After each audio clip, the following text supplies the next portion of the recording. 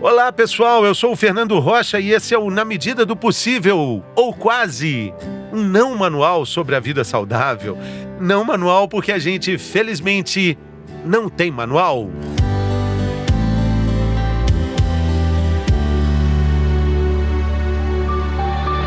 Chegamos ao episódio número 100 do nosso podcast. E como você viu no título, o título está muito interessante para comemorar esse centenário. É o seguinte, 10 dicas que valem por 1000 para você viver mais de 100. Esse é o episódio número 100 do nosso podcast. Uma marca assim tão importante tem que ser comemorada com muito orgulho e, é claro, com uma convidada muito especial. Ela foi minha companheira de uma travessia oceânica. Juntos, a gente viveu dias de sol e de chuva, atravessamos invernos e primaveras, outonos e verões, ao vivo, dia após dia, por quase uma década. A gente já riu, já chorou junto e a gente aprendeu muito nesses anos. Da minha parte, eu tenho muita alegria em dizer que esse aprendizado ainda continua. A gente transformou nossa trajetória, ressignificou a jornada e, de certa forma, continuamos juntos na torcida um pelo outro. Nesse episódio especial, eu separei 10 itens que foram importantes para a gente durante a nossa apresentação do programa Bem-Estar na TV Globo, que tinha como matéria-prima informação útil sobre saúde e qualidades de vida. Então são, portanto, 10 frases, 10 insights, talvez 10 dicas para comemorar esses 100 episódios que valem por 1000 e que podem te ajudar, de certa forma, na medida do possível, a viver para mais de 100. Já sabem quem ela é? Mariana Ferrão, seja bem-vinda! Quase que você me faz chorar, Fê, mas eu queria fazer uma correção de tudo isso que você falou. De uma certa forma a gente continua torcendo pelo outro, não, de todas as formas eu continuo torcendo para você, Fernando Rocha. Mari, claro, né? É uma via de mão dupla, né? É uma via de mão dupla. Estou muito feliz de você estar aqui conosco. Você já participou do podcast, mas tinha que voltar. Quando a gente estava preparando aqui um convidado especial, foi uma unanimidade aqui na Pod que você seria essa convidada para marcar os 100 episódios. Gostou das 10 frases? Então, eu estou muito honrada de estar aqui nesse 100º episódio e eu tô louca para ouvir esse programa aí que vai começar agora, porque eu quero saber quais são essas 10 frases. Eu vou te falar. Esses 10 insights que vão valer por 1000. Então, eu vou te falar e você me fala sobre essa frase, tá bom? Eu separei essas 10 frases. A primeira delas, número 1, é o seguinte: elas não estão muito ordenadas assim, você sabe muito bem como é que funciona a minha cabeça. Então a primeira delas é: faça trocas inteligentes na alimentação de todo dia. O que é isso, Mari? Como é que a gente faz essas trocas? Ai, Fernando Rocha. Trocas inteligentes na alimentação de todo dia. Primeira, para mim, né? Vou falar da minha perspectiva. Claro. É sempre, primeiro, perguntar para você: qual é a minha troca inteligente? Porque eu posso falar assim, minha troca inteligente, trocar o ovo do café da manhã pelo abacate, por exemplo. Né? Eu posso dizer que essa é uma troca inteligente para mim. Mas para você, ela pode não fazer o menor sentido. Você vai falar, não, Mari, mas essa não é uma troca inteligente para mim, porque eu tô precisando mais de proteína do que de gordura. Então, cada um tem que saber qual é essa troca inteligente. Como é que a gente sabe qual é a troca inteligente? Primeiro, se conhecendo, né? Primeiro, entendendo o que o nosso corpo precisa, entendendo o que o nosso corpo quer, porque às vezes tem o que o corpo precisa, tem o corpo quer, o que o corpo deseja, né? A diferença entre fome e vontade de comer. E aí a gente precisa, a partir de então, fazer a troca inteligente. Agora, uma troca inteligente que eu acho que é unânime, trocar o que é de caixinha por aquilo que não é de caixinha, por aquilo que não vem na caixinha. Sim. Aliás, sim. Eu adoro tirar coisas das caixinhas, por isso que eu criei o Unboxing Me, né, Fê? Então... Sim. O Unboxing Me é tirar da caixa coisas que vão muito além do que é alimento, que a gente conhece como alimento, né, Mari? Eu acho que quando a gente descobre quem a gente é, o que a gente precisa, a gente consegue ter alimentação nesse lugar de uma oportunidade de se conhecer também. Primeiro, você começa a observar as suas refeições. Bom, olha, eu me sinto meio estufada depois que eu como qualquer coisa que tenha glúten. Então, anota isso, né? Presta atenção. O que você comeu? Você comeu um macarrão? Você comeu um pão? Você comeu uma pizza? Você sentiu meio estufado depois? O que essas coisas têm em comum? Ah, todas elas têm glúten. Então, talvez o glúten possa te colocar nesse lugar. Ah, mas essas coisas, puxa, mas peraí, a pizza tem queijo, o macarrão que eu comi também tinha queijo, e o pão não, o pão eu comi sem queijo. Não, então, acho que não é o queijo mesmo. Então, pode ser que seja realmente o glúten. Então, você começou a se observar ali naquele lugar. Aí você começa a tentar descobrir essas coisas a seu respeito. Nossa, hoje de manhã eu comi mamão no café da manhã, meu intestino funcionou demais.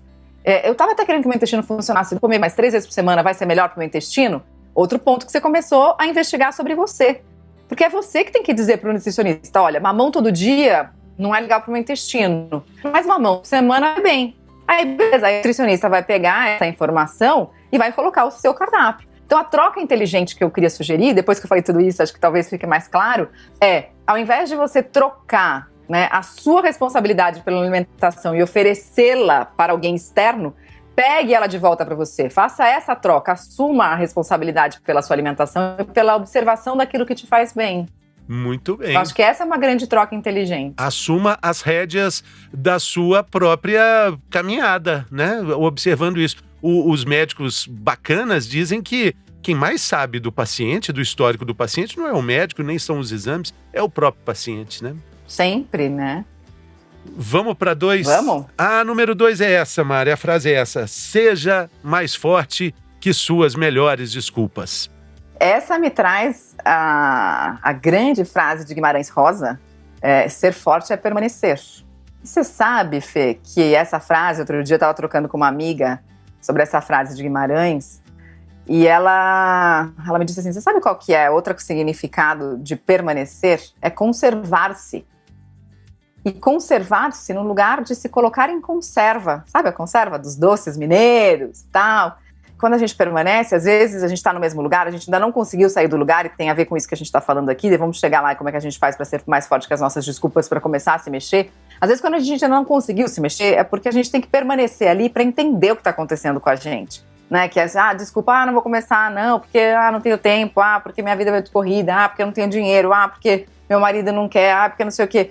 Então, peraí. Aonde que está mesmo a real da questão, né? Qual é a desculpa real? Às vezes, a gente só conhece essa desculpa real quando a gente se permite ser forte para mergulhar dentro do problema. Se coloca nessa conserva, se permite, fica ali no problema, fica ali no incômodo, vai mais fundo. Tem tempo, porque eu trabalho todo dia. Por que você trabalha tanto assim? Não, porque não sei o que, não sei o que. Aí você vai indo cada vez mais fundo até você encontrar a essência da questão. E às vezes às vezes as pessoas dizem simplesmente, porque eu não quero olhar para isso, dói muito.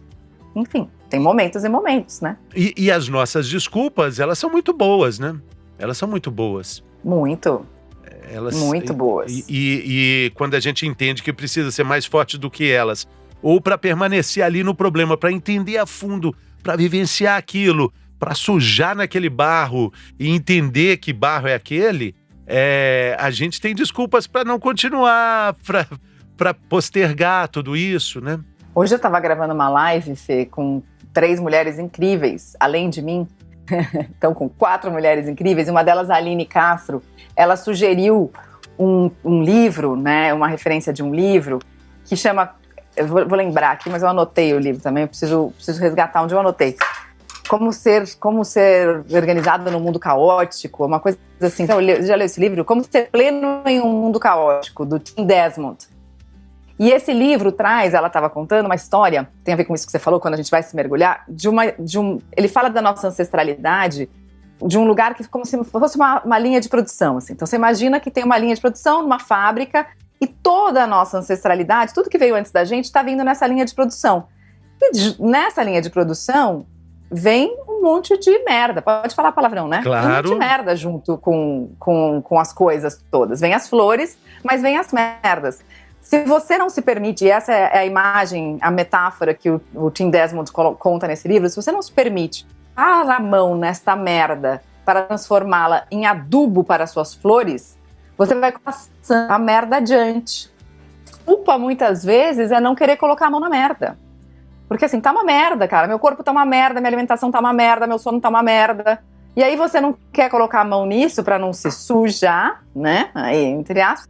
E aí continua passando aquilo adiante. E quem vai responder por isso depois, se não for você, é quem tá na tua frente aí, né? São as pessoas talvez que você mais ame. Então eu acho essa metáfora potente. Vamos colocar a mão na merda para transformar ela em adubo. E aí a gente passa a flor pra frente. A gente deixa algo com mais conteúdo, né? Mais agradável, né? Muito bom, muito bom. A terceira você vai gostar também. Cultive boas amizades.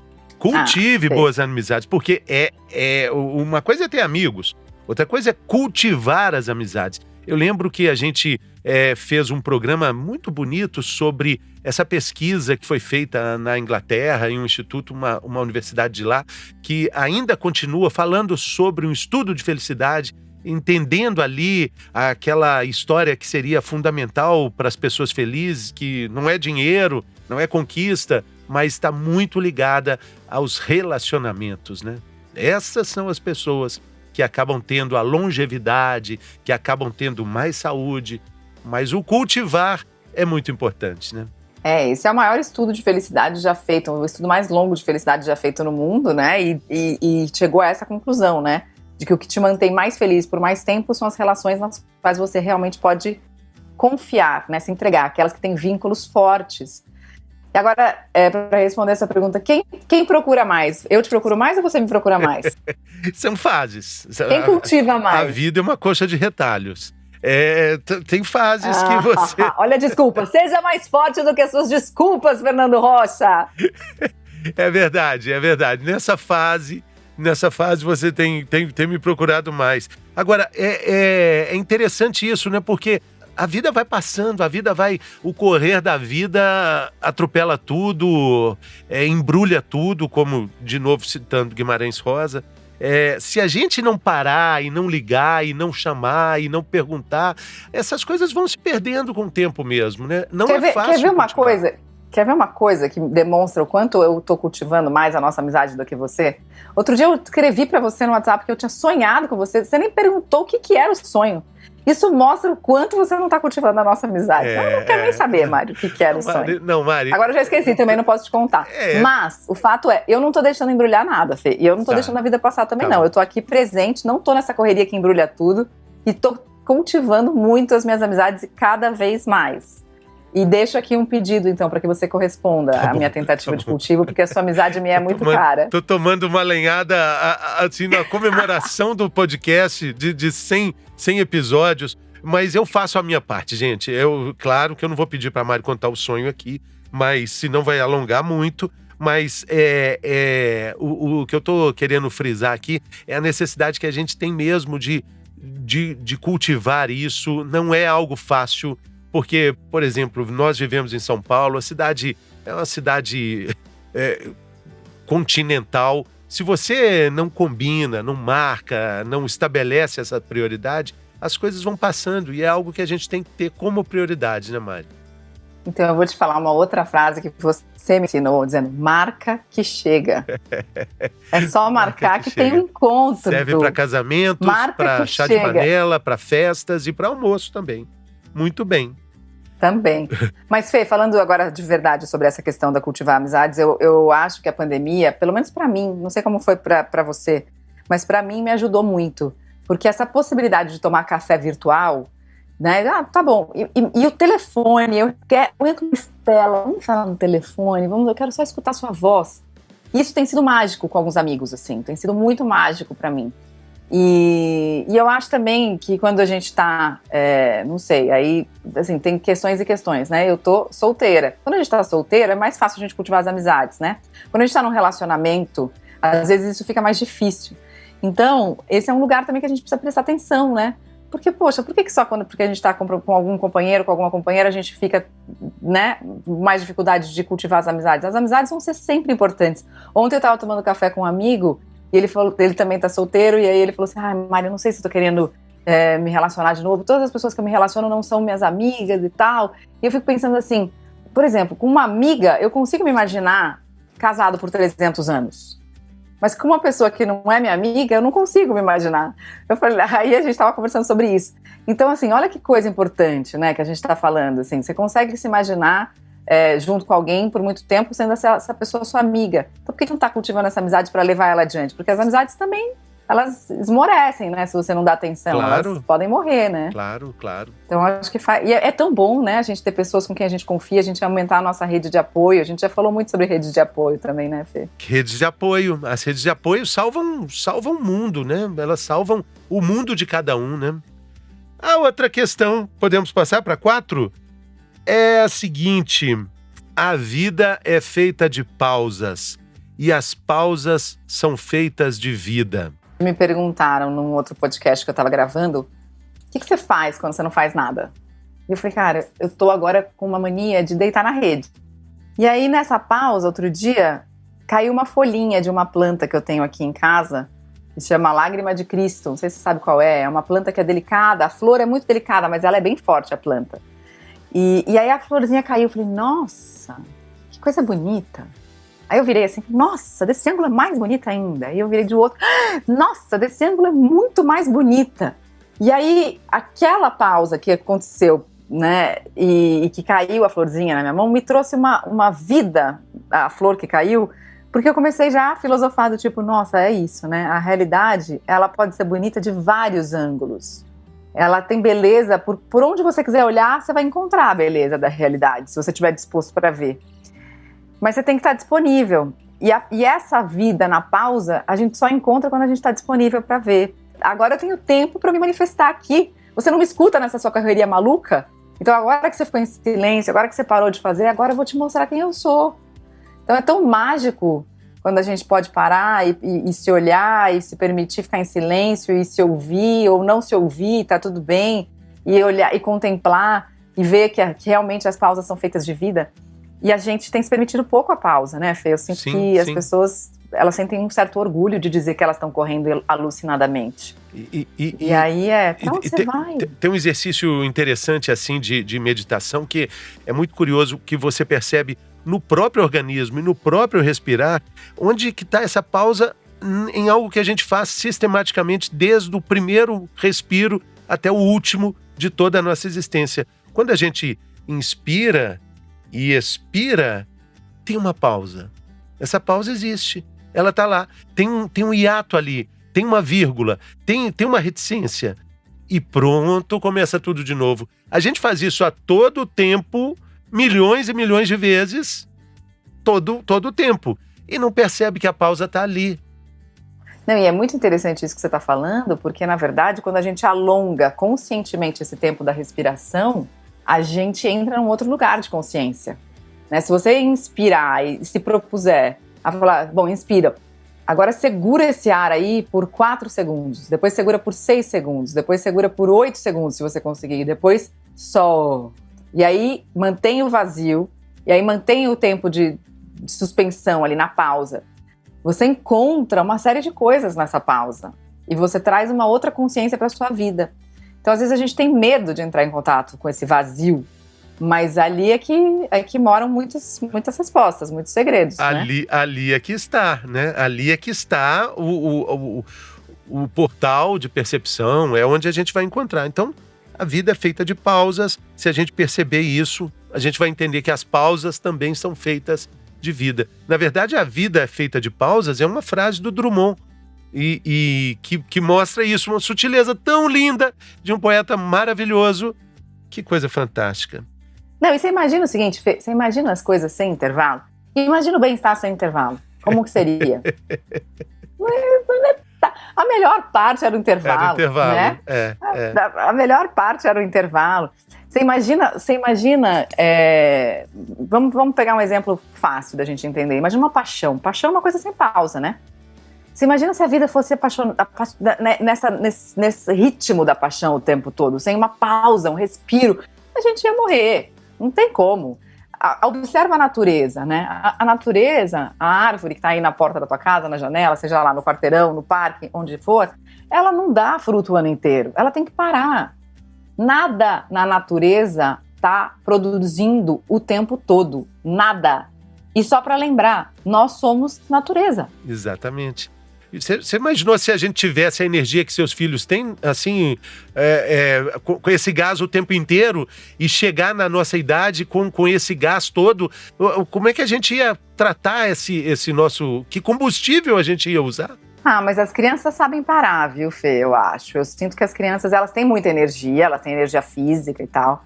Mas quando elas dormem, elas dormem, né? Elas sabem. Elas dormem no carro, daquele jeito entregue, que você fala, meu Deus, que inveja desse sono no carro, com essa naturalidade, com essa facilidade.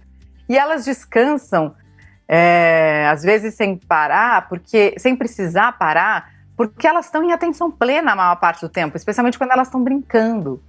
E esse lugar da atenção plena é uma super pausa, é uma pausa para a mente.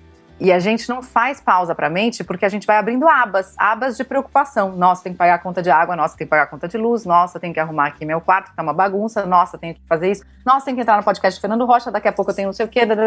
Então, é isso que cansa mais. Quando a gente tá aqui, tô aqui com o Fê, tô ouvindo o Fê, tô respondendo pro Fê, e é isso que eu tenho que fazer aqui agora, a gente, de uma certa maneira, tá parando também, porque a gente fechou as outras abas e tá concentrado numa coisa só.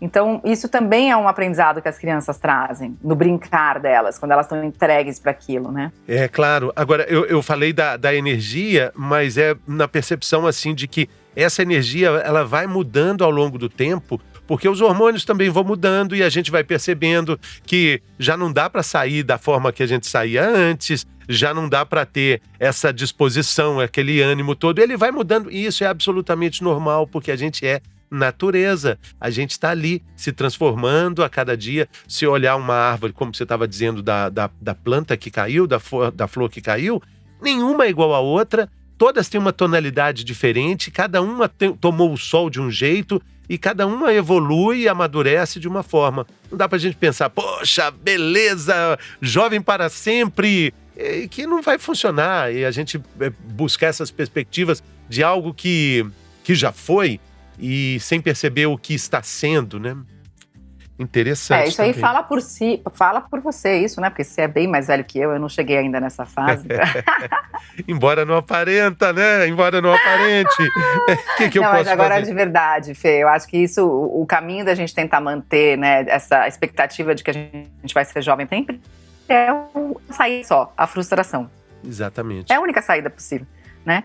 Então não existe, né? Você pode até ter essa expectativa, tenha se você quiser, mas vai ter frustração no meio desse caminho, não vai ter jeito. Claro. Porque não dá, a gente não dá conta mesmo. Chegamos ao quinto, a quinta dica, o quinto insight. Essa é uma frase que a Mari deve ter ouvido mais de 1 milhão de vezes e a gente volta a falar sobre essa frase.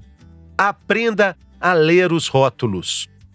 Vale para a vida. E vale para a vida, é claro que vale para a vida, para as pessoas. Para a vida. Os rótulos, as placas de sinalização, né? Os dedos apontados, vai naquela direção ali e tal, e você vai para o outro. Mas enfim, falando agora da questão de alimentação mesmo, né? Que acho que é muito importante. Quando eu já tô na fase, Fê, não conseguindo ler os rótulos e pedindo pro Miguel ler os rótulos pra mim. Chegou. Mas resistindo ainda aos óculos, que eu ainda não tive tempo de marcar oftalmo. Mas quando a gente entende, né, primeiro, que o primeiro ingrediente que aparece no rótulo é o ingrediente que aquele produto tem em maior quantidade. Isso é algo muito importante, porque você vai tomar um suco, por exemplo, e aí você fala, não, suco é de fruta. Mas aí você lê lá o rótulo. No primeiro lugar tá escrito açúcar. Aí você fala, isso ou seja, mais do que fruta, aquele suco tem açúcar.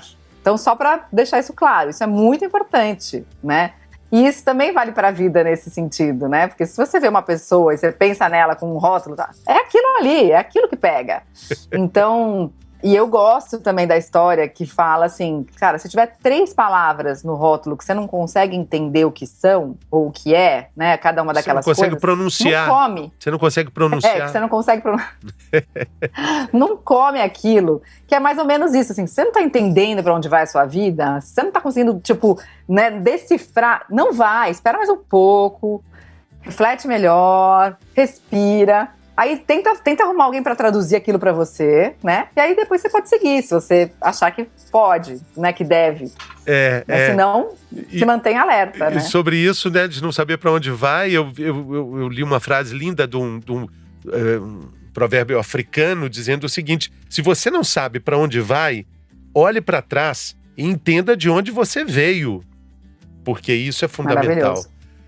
Agora, sobre os rótulos, se é um suco de uva, você olha lá, em primeiro lugar tem açúcar, em segundo lugar tem acidulante. Quando você vai ver a uva, na verdade, nem tem uva. E aí tem aquela aura de saudabilidade no suco, porque o suco é o suco e não é exatamente isso, né? Então, ler os rótulos é muito importante para a vida, para as pessoas, para as coisas, para tudo.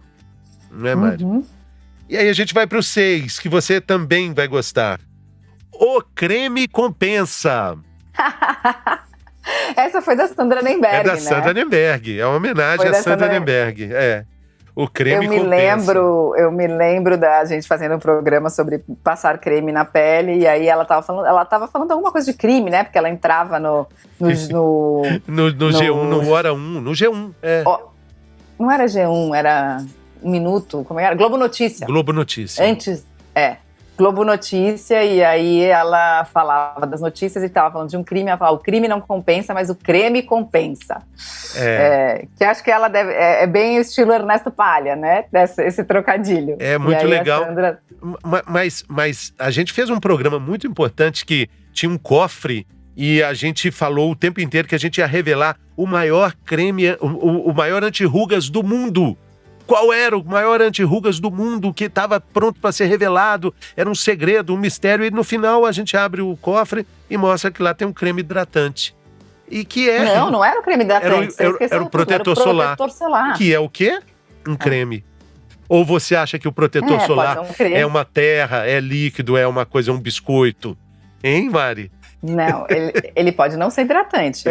Ele pode não precisa ser creme, ele pode ser um gel, ele pode ser um spray. Quando eu falei do creme compensa, é uma homenagem a esse ritual de cuidado com a pele. A água que a gente precisa é o creme que a pele precisa, né? É como se a pele tomasse água quando a gente passa o creme. Doutora Márcia Porcelli, queridíssima, sempre falava isso, né?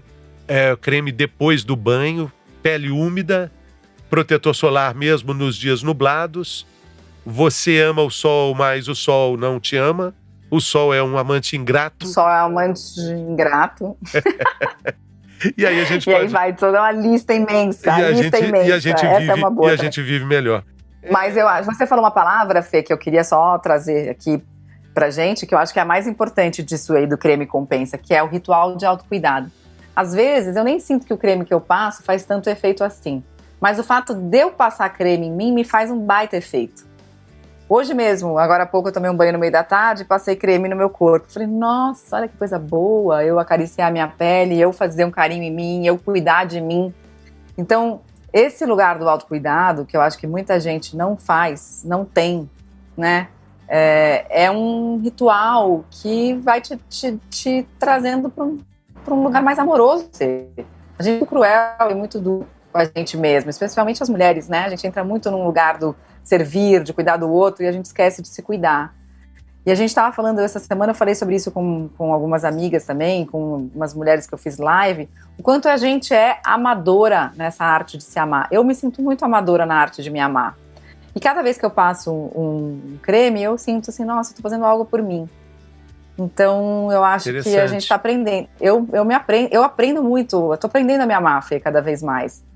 E esses pequenos rituais de autocuidado me ajudam muito com isso. Interessante. Olha só, de uma frase a gente chegou em um outro rio, né? Chegamos em um outro mar, né? Mariana Ferrão, né? Vamos para a 7ª. Escute o seu coração. Essa é boa. Uau! Né? Escute seu coração. Uau! Pode usar um aparelhinho, pode usar aquele aparelhinho característico do médico, pode escutar de outra forma, pode pôr a mão no peito e sentir a batida. E tem muitas formas de escutar o coração, né? Sabe que essa semana eu estava vendo uma live com uma mulher que eu fiquei absolutamente fascinada por ela. Ela chama Dona Francisquinha, é uma indígena que é uma das maiores parteiras do Brasil. Tem 64 anos, parou de contar quantos partos já fez quando chegou a 1.200 partos. Ela chegou a 1.200, ela falou, agora eu vou parar de contar, porque... E ela disse que ela tem pouca experiência. Imagina essa pessoa. 1.200 partos. 1.200 partos. E aí ela falou assim, não, e daí eu chego no trabalho de parto, vou acompanhando aquela mãe, eu gosto de acompanhar a mãe pelo menos um mês antes, e na hora eu me conecto com o coração do bebê. E a moça que estava entrevistando ela perguntou assim, mas como, Dona Francisquinha, que você escuta o coração do bebê? E ela falou, com o ouvido. E ela falou, mas o coração do bebê, é importante a gente saber, ele muda, o tipo de batimento, a frequência do batimento muda de acordo com a lua. Se a lua está minguante, bate de um jeito, se a lua está nova, bate de outro, se a lua está crescente, bate de outro, se a lua está cheia, de outro jeito. E aí a moça falou, nossa, sério? Ela falou assim, o nosso também muda, é que a gente está tão desconectado que a gente não percebe. E aí ela falou, um jeito simples é isso, é você colocar a mão no teu coração e tentar ouvir. Tem muita gente que coloca a mão no coração e não consegue sentir o coração, né? Porque tá tão longe, tá desconectado disso, que não... Às vezes eu faço meditação e peço para as pessoas colocarem a mão no coração. E às vezes eu pergunto, falei, e aí, como foi depois? E aí as pessoas falam assim, não ouvi meu coração, Mari. As pessoas escutam mais o coração no pescoço, muitas vezes, no pulso, muitas vezes, do que no próprio coração. E isso, muitas vezes, tem a ver com bloqueios que a gente tem aqui nessa região do chakra cardíaco, né? Que a gente tem feridas aqui, a gente tem bloqueios, a gente tem traumas, a gente tem dores, tem uma dificuldade mesmo de ouvir o coração. Mas tem um lugar da disposição, né, Fê? Eu tenho feito já faz um tempo, talvez mais de 2 anos, assim, que uma das minhas orações mais frequentes é que meu coração esteja cada vez mais aberto, cada vez mais eu consiga ouvir meu coração. E é potente isso, porque você se abre mesmo para as experiências da vida, quando você pede e intenciona isso, e o coração começa a te falar. E essa semana meu coração me disse um monte de coisas. E eu olhei para ele e agradeci. Falei, obrigada por você estar falando comigo cada vez mais. Então é uma comunicação que a gente tem que estabelecer, né? E que é um cultivo também. É um cultivo. E que precisa da pausa. E aí na pausa você percebe a vida do seu coração batendo. Muito bem. E aí a gente vai pro 8, que tem um pouco de conexão com o 7. Como sempre, né? Depois do 7 vem o 8. Reaprenda a contar até 10. 1, 2, 3, 4, 5, 6, 7, 8, 9, 10. Você lembra que a gente fez um programa falando da importância disso? Que contar até 10 salva vidas, te deixa mais calmo, cultiva amizades, relacionamentos. E a gente esquece de contar até 10 na hora que precisa contar, né? Tem uma hora certinha para contar. Que eu me lembrei quando eu contava no esconde-esconde. Quando eu era a pegadora do esconde-esconde, era 1, 2, 3, 4, 5, 6, 7, 8, 9, 10. Tá bom. Mas até esse vale. Até esse vale. Até esse, dessa forma, vale. Ué, dependendo então, da hora... Dessa forma, vale. Mas aí eu me lembrei também da frase incrível do Viktor Frankl, que é um psiquiatra que ficou preso em campos de concentração, porque ele tem um livro Em Busca do Sentido, e o Viktor Frankl traz aquela frase, assim, entre o estímulo e a resposta, há um espaço. E é nesse espaço que mora a nossa escolha. E essa frase é incrível, porque o que a gente faz? A gente recebe estímulo, reage, recebe estímulo, reage, recebe estímulo, reage. Então a gente está sempre nesse piloto automático. Quando a gente percebe que entre o estímulo e o espaço, e a resposta tem um espaço, que são esses 10 segundos bem contados, às vezes nem precisa de 10. Se você contar direito, você vai resolver em 5. Às vezes você precisa de 100, né? Mas ali mora a sua escolha consciente de não reagir, de simplesmente agir a partir de um lugar, né? Porque daí você consegue, de fato, não se arrepender depois, né? Ou se arrepender menos. Eu vi uma reportagem interessante mostrando que a gente, num dia simples, comum, num dia qualquer, a gente toma 35 mil decisões. A gente e o nosso corpo. Entre as mais prosaicas, as mais simples, até as mais dinâmicas, as mais importantes. São 35 mil. E a gente termina o dia dizendo, não aconteceu nada hoje não, né? Então, e o quanto isso cansa, né, Fê? Escolher cansa. A gente precisa ter essa consciência também. Por que cansa escolher? Aí eu vou te dizer uma frase do Sati, que eu acho brilhante, do meu amigo monge, porque o Sati tem uma frase que eu amo, que é: toda escolha é uma renúncia. Toda escolha é uma renúncia. Então, se eu escolho estar aqui conversando com você no podcast, eu estou renunciando a todas as outras coisas que eu tinha para fazer. E eu tenho que colocar na balança, às vezes, muito rápido essas renúncias, né? E às vezes eu nem me dou conta dessas renúncias, mas elas às vezes me pegam, e se eu não estou consciente, se eu não estou com atenção plena, depois eu vou falar, nossa, mas não era aquilo que eu devia ter feito. Aí eu começo a me arrepender, daí abre mais uma aba, daí aquela energia começa a ser drenada por aquela escolha que eu fiz de maneira equivocada, porque eu reagi, e daí começa a ter milhões de preocupações porque eu deveria ter ido pelo outro caminho. E aí, nossa, aí a gente se perde no meio desse redemoinho todo, né? Então a gente precisa valorizar isso.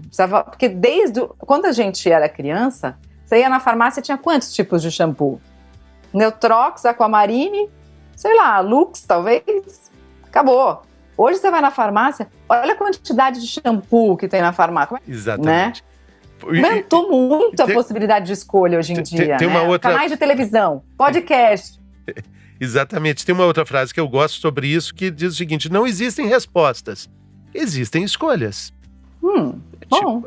Cabe, né? E vamos para 9. A gente já falou sobre ela, mas a gente volta aqui também com um outro aspecto. A 9 é a seguinte: desembale menos e, na medida do possível ou quase, não descasque mais. Não descasque mais? Não descasque. Ou seja, não descasque a maçã, não descasque a maçã, não descasque, na medida do possível, o melão, descubra como aproveitar a casca da banana. Você lembra um dia que eu fiz um suco só de casca? Casca de melancia, casca de abacate, casca de abacaxi, casca de melão, casca de mexerica, casca de tomate. E ficou uma delícia o suco. Então, mas aí talvez não descasque mais, né? Seja aproveite as cascas, né? Aproveite as cascas, mas só aproveita tudo ali, né? Por isso que é na medida do possível. A maçã, por exemplo, tem gente que só come a maçã sem a casca. Por exemplo, tem gente que chupa a uva, tira a casca e tira a semente, sobrou o que da uva? Como é que a pessoa pode comer uma uva tirando a casca e a semente da uva? O que sobrou, Mari? Ai, não, fora o trabalho que dá, né, para tirar a semente e a casca da uva. Meu Deus, essa pessoa tá com muito tempo, né? Ou ela tem alguém que faz isso para ela, né? Não e aí tem. Também vamos dar uma repensada na história. Se tem alguém que tira a casca da uva, tira a semente da uva para você, né? Mas tá sobrando tempo aí, né? Mas a gente desvaloriza muito as cascas, né? De uma forma geral. Aí é o sentido literal mesmo, coisa de cozinha, pra gente aproveitar o suco da Falando fruta. Em casca, Fernando Rocha descascando laranja e manga. Craque. Preciso ter umas aulas ainda. Eu sou craque. Das coisas que eu mais sei fazer na vida é descascar uma laranja, e a segunda é dançar, mas eu não tenho praticado. Bom, e aí aí a gente chega na última questão, que é a seguinte: vida é movimento e vice-versa. Quando a gente entende isso, a gente pode também viver mais. Você acabou de falar que você está dançando, está descobrindo esse movimento. Aliás, você sempre foi do movimento, né, Mari? Sempre fui do movimento. E do movimentar as coisas também, eu acho, né, Fê? Nunca tive medo de movimentar as coisas, eu acho. E eu acho que eu tenho cada vez menos medo de movimentar as coisas. E, na verdade, essa frase, ela me traz também a perspectiva da impermanência, né? Porque acho que a gente fica tentando o tempo todo controlar as coisas. E controlar as coisas, às vezes, é tentar mantê-las no lugar onde elas estão, né? Ou levar para onde a gente quer. Só que aí tem um movimento muito forte puxando para o outro lado. E aí você gasta uma energia imensa para tentar ficar ali, tipo, empurrando para onde você quer, se todo o movimento, todo o fluxo da vida está puxando para o outro lado. Aliás, tem uma história que você me proporcionou, que eu achei uma das melhores histórias sobre essa questão do fluxo da vida, que quem me trouxe foi a Nana de Castro, sua amiga. Quando eu entrevistei a Nana, ela falou assim: Mari, você tem filhos pequenos, você vai lembrar de uma cena do Procurando Nemo, onde o pai do Nemo e a Dolly vão parar na boca de uma baleia. E aí, o que acontece quando eles vão parar na boca dessa baleia? O Marlin, pai do Nemo, tá desesperado. Ele se agarra a língua da baleia pra não ir pro fundo da baleia e ele fica: pelo amor de Deus, a gente vai morrer. E fica segurando. E a Dolly, ela tá lá: vamos para o fundo da baleia. voltamos para a boca da baleia. E ela tá e a Dolly tá no fluxo do movimento. Quando ele solta e se entrega ao movimento da baleia, o que acontece? Eles são espirrados por aquele buraco que a baleia tem em cima da cabeça, não sei como é que chama aquele buraco da baleia, por onde ela solta a água. E eles vão, né? Eles voam para o lugar onde eles têm que ir. Eles chegam, porque simplesmente eles abriram mão. Eles desapegaram do controle e aí eles vão. Então eu acho que quando a gente desapega do controle e permite que a vida leve a gente e coloque a gente em movimento, a gente voa. Eu acredito muito nisso. E aí a gente se permite fazer as transformações nesse movimento a gente faz as transformações que a gente precisa fazer, né? E a gente entende que a vida é sobre impermanência. A única certeza da vida é que tudo muda. Só isso. E que a gente vai morrer. Né? Que é outra mudança também. E desde que o mundo é mundo, desde que o homem existe, ele procura ordem. Ordem no dia a dia, ordem nas primeiras plantações, nos desenhos da caverna, já existia uma ordem, nas ruas, nas casas, nas plantações, mas desde sempre vem essa desordem, que é o chamado caos, que ele está ali presente, é uma energia desse desarranjo que está todo o tempo, que é a própria impermanência. E essa é uma energia vital, uma energia de força que a gente tem que contar com ela. Você vai arrumar, vai desarrumar. Você vai arrumar, vai desarrumar. E que bom que é assim, né? Que bom que é assim. Essa semana eu tava na praia e estava vendo o pôr do sol com um amigo. De um lado, estava um rosa, Fê, maravilhoso. Do outro lado, estava uma trovoada, uma tempestade, caindo raios. E aí ele olhou para aquilo, ele falou uma coisa que eu achei muito engraçada. Ele falou assim, Deus é muito louco. As pessoas acham que Deus que é ordenado, que é tudo certinho. Deus é o cara mais doido que eu conheço. Deus é muito louco, né? E é isso. Ele é um grande herege. Ele é o cara que faz escolhas, que botou a gente nesse lugar pra gente escolher. Porque a origem da palavra heresia vem de escolha. Não sei se você sabe disso. Então, esse caos todo faz com que a gente tenha que escolher. E ele falou isso, Deus é um grande herege, ele é muito doido. A gente vendo o pôr do sol maravilhoso, aquela plenitude, e atrás aquela tempestade, vai mudar tudo. E você falou isso, não adianta, vai bagunçar. É aquela frase, né, que muito tem a ver com a energia de Yansan. Não adianta varrer se ainda tá ventando. E vai ventar para sempre. Varre, organiza, mas vai ter que varrer de novo. Não adianta varrer se ainda tá ventando. É a magia do caos, é isso aí. Magia do caos, maravilhoso, é dali que tudo surge. É dali que tudo surge, é de lá que a gente veio, então é natural que o que existia antes, um caos, e desse caos vem a ordem.